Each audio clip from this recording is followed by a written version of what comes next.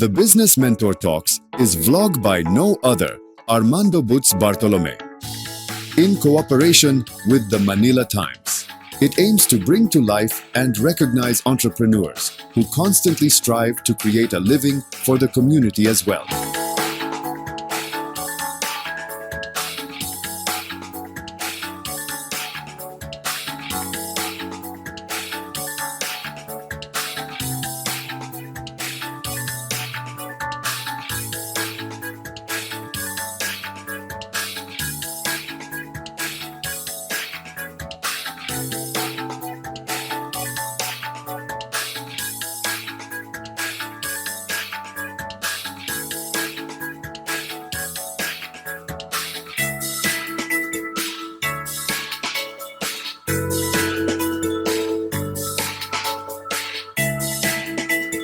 Listen to the Business Mentor Talks with Butz Bartolome.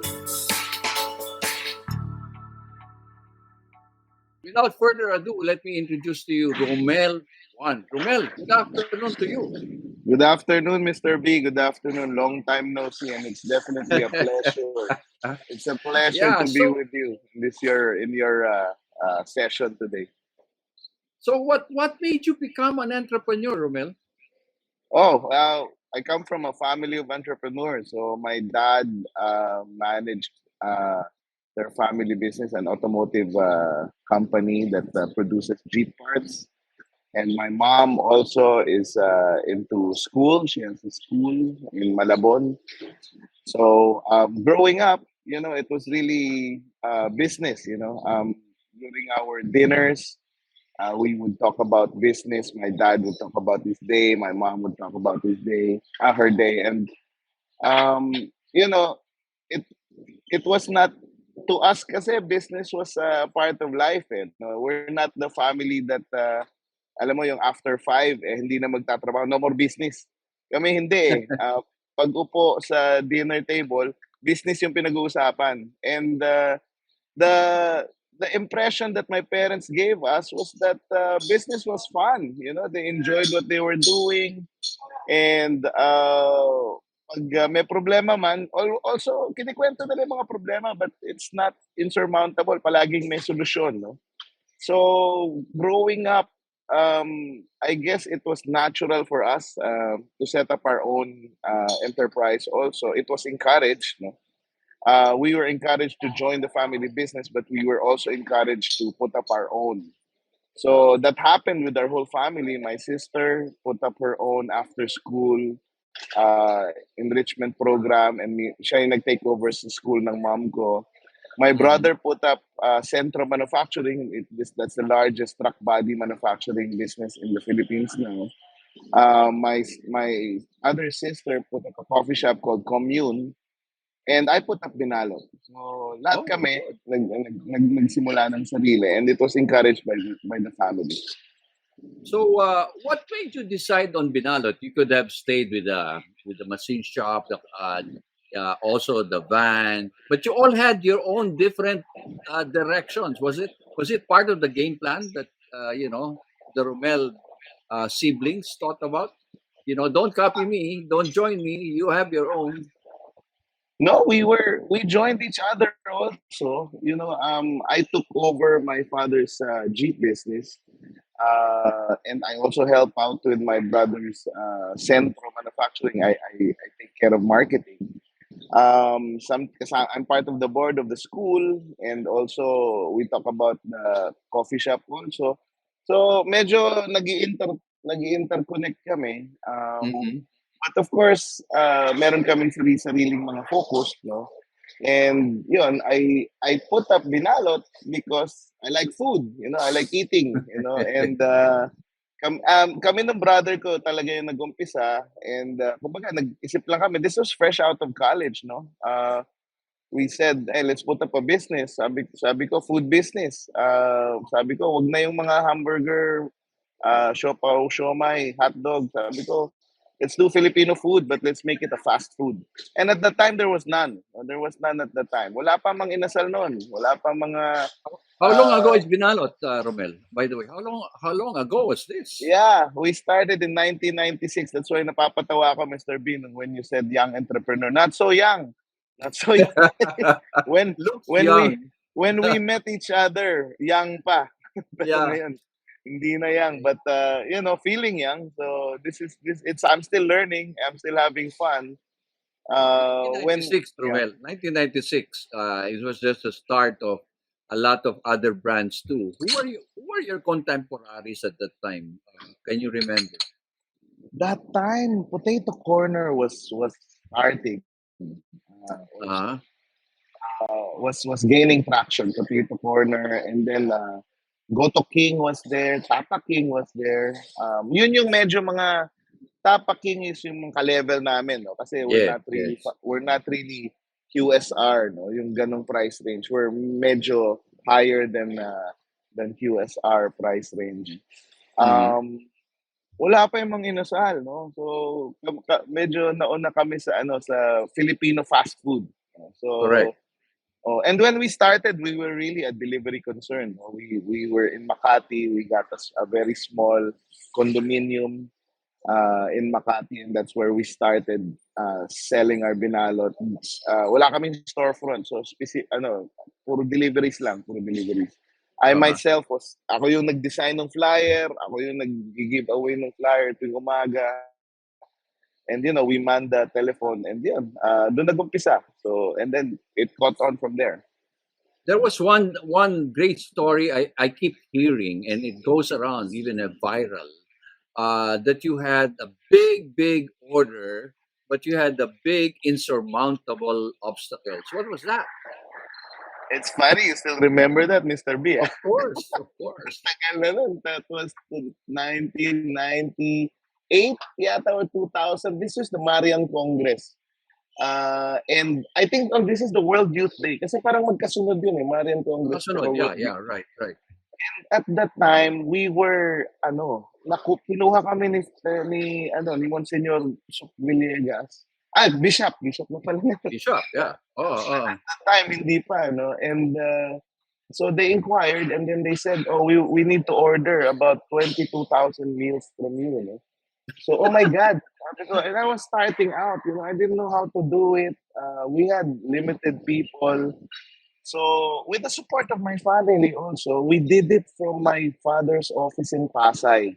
Tapos yung komisary namin, may maliit na kitchen kami ng binalot.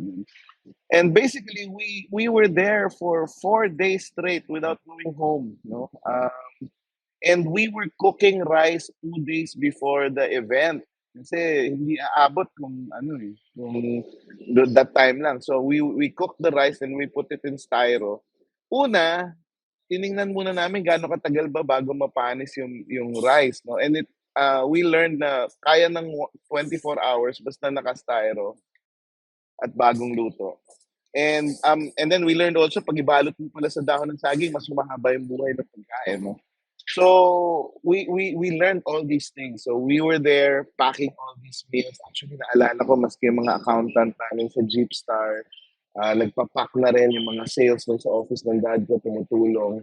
My dad went there. He lent his vehicle also to deliver. Kasi Pasay yun, tapos we will deliver it.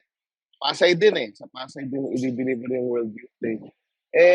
Okay naman. Smooth na smooth. Kaya lang, biglang bumagyo. Oh my God. Bumagyo. So sabi ko, okay, bagyo. Sabi ko, sige, dasal tayo. Dasal kami. Di okay lang, bumagyo. Mamaya nag-brown out. Paano yun? Sabi ko, brown out. So kandila kami. Tapos, sabi ko, kaya to. Kandila tayo. Ganyan. Papak kami, nagluluto kami. Maya lumindol. there was an earthquake. Tatlo na yan, ha? Oh, sige. So sabi ko, sandali, tumigil muna tayo. Tumigil kaming lahat. And then we prayed. We prayed. We prayed together. We asked for help.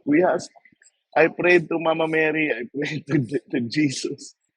And then we regained our wits.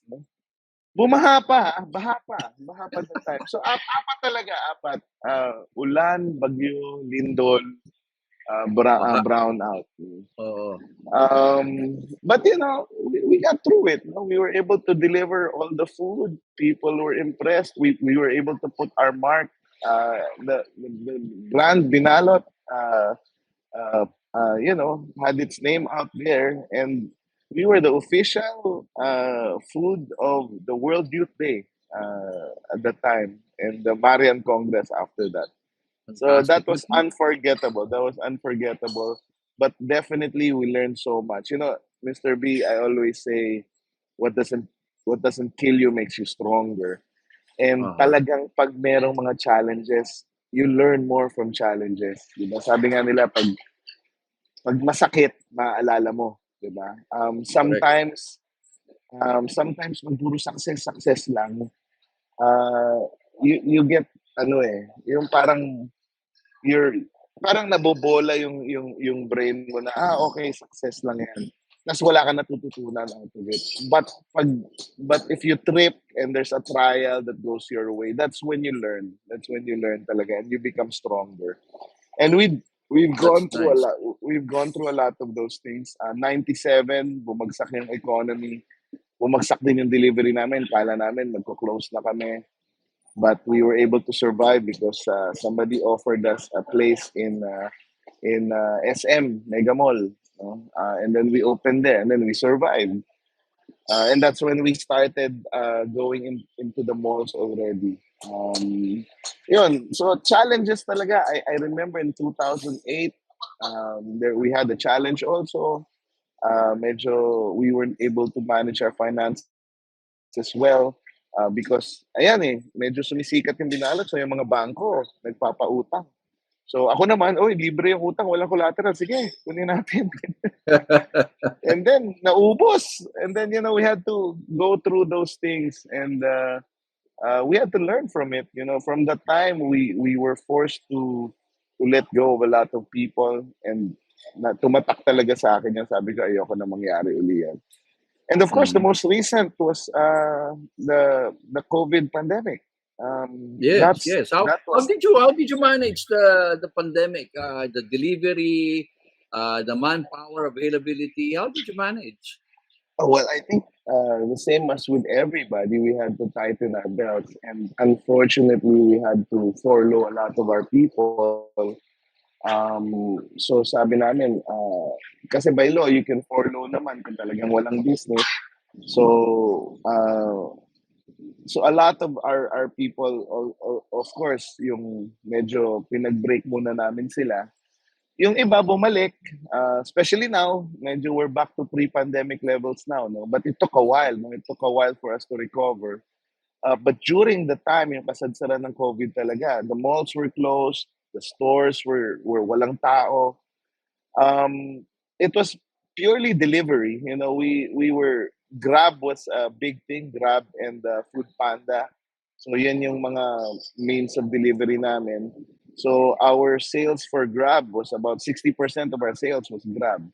But of Mhm. course, it wasn't enough. No, it wasn't enough. So we really had to reach into our yung mga naipon namin. So basically medyo naubos din yung mga naipon noon because of this. But sabi ko nga, we just need to survive. So we Correct. survived, and of course, we had to negotiate with all our landlords who were understanding naman. So kinausap namin sila. So sabi namin, yung mga utang na generate, we will give payment schemes na lang. And then yung rental, babayaran. Yun. So we were able to negotiate individually naman with the landlords. Meron naman tayong mga security deposit with them. So Mhm. ngayon, unti-unti natin to get back to normal. We're slowly fully recovered. The sales have recovered, no? And ang maganda is now is people are franchising again. People are want may pang-invest ng tao ngayon, and of course pinipili nila yung brands na may pangalan at may track record. So um I mean, that's what we're doing right now. Our main expansion plan is franchising, and we're happy that our old franchisees have stuck with us, and a lot of them have gotten multiple franchises already. So I Oh, guess that's that's a nice. testament. Yes. Yeah, I guess that's a testament of a good relationship and good track record. So yun, Mhm. God has been good, medyo naka-recover na, but of course still slowly but surely trying to get back on track. Correct. But you had the one concern I remember about the dahon, right? Yeah, Yung pambalot. Kasi you said earlier that yeah, the styro, yes, but it lasts much longer with with the dahon and dahon and saging. saging. Well, Um, yeah, what was bin, your take binal, on that? Yeah, yeah, right. binalot is really what you know. I guess what sets us apart is our packaging. It's Uh-huh. Filipino food wrapped in banana leaves, and the beauty of banana leaves is it has a antibacterial properties. Ang dahon ng Uh-huh. saging. Actually, banana leaves are used to make bacterial spray. So, ang natutunan namin, pag ibalot mo pala yung pagkain sa dahon ng saging, it lasts longer because it Correct. kills the germs. So, ayun, balik tayo. No? In 2006, another crisis. This was, We also have to learn the fact that a lot of our banana leaf are exported, okay, especially the U.S., where a lot of conglomeration of Filipinos are. How did you face this situation? Because people would say, "Oh, these are sold already. These are blast frozen, ready for the U.S." How did you manage that? the opportunity for banana leaves presented itself to us because of another crisis. No? So sabi ko nga Mm, itong mga crisis, medyo, yan yung talagang mga tipping point namin sa Binalot eh. In 2006, there was a huge typhoon called Milenio. Okay, yes, so Typhoon Milenio, it wiped out all the banana leaves in Luzon. Okay, so nawalan ako ng dahon ng saging sa Luzon. So I was importing dahon ng saging from Iloilo, and I was selling it at a loss to my franchisees because hindi naman pwedeng ilagay sa styro binalot, no? So sabi ko, there has to be another way. How can I assure myself of continuous supply of banana leaves? So this was the time when Tita Chit, my Tita Chit of Eco Store, was bringing me to the mga AFCSR, the Asian Forum for CSR. No? She was really big into the CSR stuff, corporate social responsibility. So sabi ko, why don't I go straight to the source? mm-hmm. So, ni-research ko, saan ba nanggagaling yung dahon ng saging namin? And I found it in a little community in Nagcarlan, Laguna. So, Oh, hinanap ko talaga siya from the market, hinanap ko kung sino nagdi-deliver, kung saan probinsya, tapos pinuntahan ko. And I found a community. And then I talked to them. Sabi ko, pwede bang kayo na lang yung supplier ko ng dahon ng saging? And I will assure you of continuous supply na kukunin ko sa inyo. No? So pumayag sila. No? Nung una, akala nila nagbibiro ako kasi I got like 300 bundles yata, parang ganyan. And then the next 2 days, I was there again. So sabi nila, uy, bandito ka na naman. Sabi ko, uy, tuloy-tuloy na to, ha?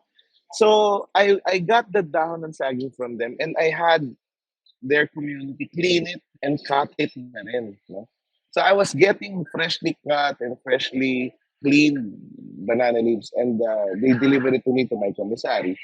And this assured me of a constant a supply of high quality. Kasi dati, kinukuha ko lang sa palengke. So minsan hindi ko alam kung gaano katagal na yung dahon ng saging. Minsan pagdating sa akin, bulok na. Yung gitna may bato para bumigat kasi per kilo ang bili dati. So ngayon per piece ko na siya kinukuha, and I'm assured. So ngayon pagbabagyo,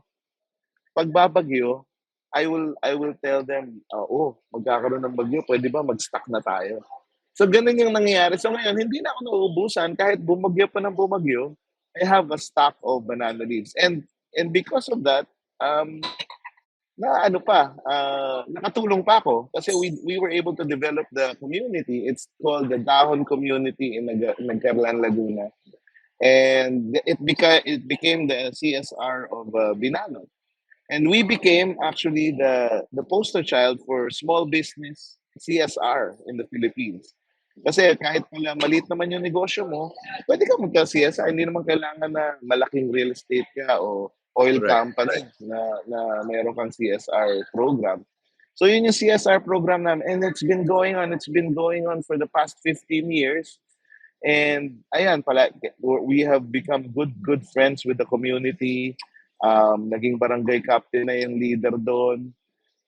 And then we support their preschool. So we've been supporting the preschool up to now. Kami yung nagsasweldo ng teacher doon. Tapos yung mga bata, ang lalaki na. Yung mga dating maliliit doon, lalaki na. Pag bumibisita kami doon, oh, si Kulot, malaki na. Ganyan. Oh, And they help out. We're trying to find other things, you know. We're trying to teach them how to make itlog na maalat, you know. Na-try na namin mag-start pero medyo pang meron pa kaming mga kailangan i-develop na talagang mag-work, you know. So, of course, our KPI for this is, you know, number of people helped. No? So, yun yung binibilang namin, ilan ba yung natutulungan na tao. But I'm proud to say that the CSR program has been ongoing and has been helping a lot of people. And because of it, we were able to get so many awards. You know, we won the AFCSR award before in I think 2016. And then we also won the out of the box small business competition of UPS. Pinadala pa kami sa Amerika, doon kami binigyan ng award. So it's been a great journey, you know, and you know it's still ongoing, and you know we're very proud of that part of the business. that's a wow. That's really a branding story, Romel. You can even write a book about it. You know, the Binalo through the years. 1996. Diba? But you had some also challenges about the trademark because Binalot appeared to be generic, right? So how did you Yeah, manage this? I mean, just like any entrepreneur, the importance of a trademark. yeah, How did yeah. you manage that? Huh? Naalala ko nung una kami nagpa-consult dun sa franchise consultant. Kilala niyo Yeah, yata yun, yung GMB. Magaling daw yun eh. Uh, Golden yeah. Morning Blessings, si Mr. Boots and Linda Bartolome. Ang unang sinabi niyo sa akin dati, oh, you have to protect your trademark. And I guess it was really persistent, no? Because we when we started, we applied for the trademark. And yun nga, there were concerns na generic daw yan and those things. But we persisted, you know, we persisted. It took us 7 years to get it, no? Yeah. And of course, kailangan ng evidence that it's really you're really using it. So I kept submitting to the IPO office yung mga resibo namin, yung mga brochures namin and things like that. And we were able to get it, you know. So it took persistence. It took many years. But when we got it, so we protected it na. So every year dapat Right. nire-renew mo yan. And maraming nag-challenge. You know? And yun nga, since hawak na namin yung trademark, maraming gumagamit ng Binalot. And what we do, of course, is we write them a legal letter. And there has been a lot of times where meron pa ngang isa talagang umabot sa korte. And yun, syempre, umabot ng 3 taon yata. But of course, since we owned the brand, we won the case. And yun naman, hindi naman namin sila, you know, we weren't in it for the money. So, kumbaga, sabi namin, bayaran nyo na lang yung mga lawyer's fees. So, binayaran nila yung lawyer's fees. And that was that. So, once in a while, there are restaurants that sprout out using Binalot, ganyan. Correct. Or minsan using Binalot in their menu. You know, iba yung pangalan nila, pero may Binalot meal sila. We send them a letter. So, depende kung gaano kaseryoso. And kung talagang binalot yung pangalan nila, ay medyo seryoso yun. So, we really send them legal letters. And, you know, if it has to go to court, we'll do it to protect our brand. Correct. that's something else that a lot of entrepreneurs really have to understand. No, you may have a concept, you may have a name, but they always forget about the value of the trademark or the brand equity. Because it rises as you go along. What you Yes. spent for the trademark years ago is no longer the value of today. Okay, you Yeah. probably want to check what's the value of Binalot, just the name, brand equity yun. So anyway, Romel, siguro mga takeaways mo na for a lot of entrepreneurs who are probably watching this, what can Romel suggest as tatlong takeaways that they can learn when starting a business?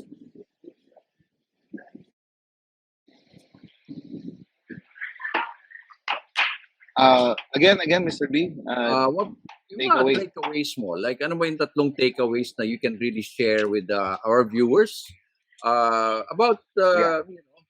starting a business, especially nowadays? Well, for me, number one is do not procrastinate. If you want to start that, if you want to start something, do it right away. You don't need to look for the perfect timing, the perfect circumstance, the perfect. You know, it doesn't happen. So do it right away. I believe in the saying that you know well, it doesn't have to be great. A good decision done quickly is better than a great decision done slowly. So don't waste your time. Start small. If you can start right away, start it. Kasi kailangan mo yung track record, kailangan mo yung experience. No? So do not procrastinate. Wala yung analysis paralysis. That's number one. Number two, I suggest do something that you like and you love. Kasi if you like what you're doing, it's not really work, no? And you don't think about the money right away. It will come. It will come. The money will come as long as the concept is good and you like what you're doing. No? Number three, of course, you have to really focus on the operations and the finance. You have to know your customers. So, tutok. Number three to me is tutok. Kailangan tutukan mo yung negosyo mo. Kasi nobody should know it more than you. So, you can get accountants, you can get finance people, pero you should know the basics of finance, of your finance, of your business's finance. You should know your operations. You should, kung restaurant ka, kailangan magbabad ka dun sa restaurant mo para makita mo paano i-operate, ano yung hinahanap ng mga customer, ano yung nagpapasaya dun sa mga customer, how can you efficiently service your customers. So yun, tutok talaga. Hindi mo pwedeng, ang natutunan ko through the years, walang remote control. Hindi pwedeng tumakbo yan without you. You really have to make tutok. So, what's the next step for Binalot 2024? Well, we're expanding more through franchising, and we're offering new products, no. Product mix namin, we're trying to make a more extensive product mix. I'm introducing pastel, which is the Magindanawan binalot, and pater also. So ito yung mga Lanao del Sur. Masarap siya. Medyo, I'm sure alam mo yun, Mr. B. Oh, no? pater, yeah. So we're introducing that, and it's kasi minsan ang binalot really is for office workers, no? But there are a lot of locations now for schools and hospitals. So kailangan iba yung product mix mo for those places. So we're introducing other products to cater to those other locations also. That's good. That's good to know. In any business, you have to be moving. You cannot just be static, no? You cannot be in NCR lang, or else you'll be overtaken. And considering that you have been since 1996, I mean, really a brand story to tell. So anyway, Romel, thank you very much for your time. I know you're busy. You're attending to a lot of meetings. Thank you for the time, and we hope to hear from you again about Sure. the great steps and leap of Binalot, probably going beyond the shores of the Philippines. May Yeah, not hopefully. may be possible, di ba? Pwede naman yun, di ba? Binalot can be a name that everybody, even foreigners, can pronounce. So, yeah. So again, thank you very much, Romel, for the pleasure, and hope to see you soon. And Thank you, great, Mr. B. Anytime, Mr. B. And just let yes. me know So, kung may thank you kung may for slot pa tayo, papasok ako ulit.